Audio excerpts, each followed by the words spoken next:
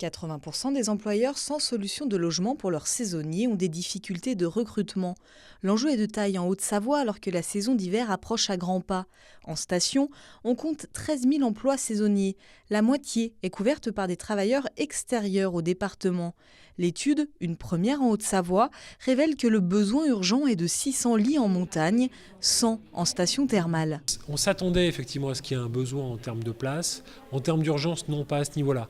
On était plutôt sur 2-3 places en urgence à traiter, mais pas les 6 ou 700 que nous avons évoqués grâce à l'étude, à la fois sur la partie du littoral et sur la partie des stations de haute montagne.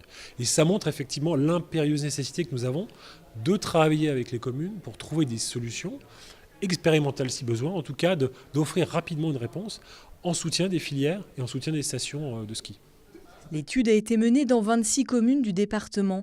Elle vise à accompagner les municipalités vers une obligation future de la loi Montagne 2.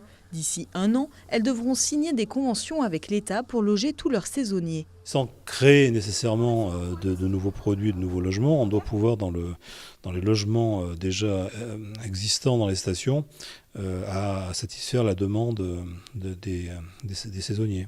C'est possible. En tout cas, il faut que les conventions soient passées dans le délai d'1 an.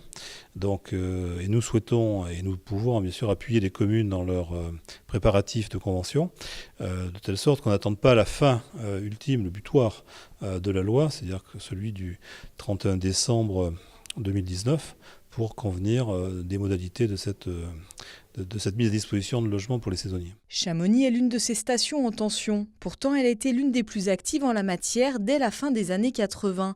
Une 60aine de logements a été construite. L'objectif est d'en ajouter une 20aine dans les années à venir. On va dire que la particularité de Chamonix, c'est d'avoir pris en compte le saisonnier non pas individuel, mais le saisonnier dans sa globalité. À savoir, on peut être tout seul, on peut être en couple ou on peut être en famille. Donc dès lors qu'on a pris conscience de ça, on va construire du T1, du T2, du T3.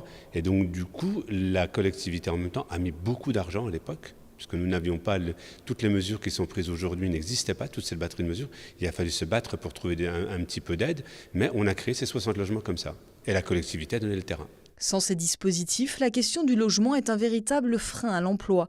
Près de 70% des saisonniers non locaux ont des difficultés pour se loger.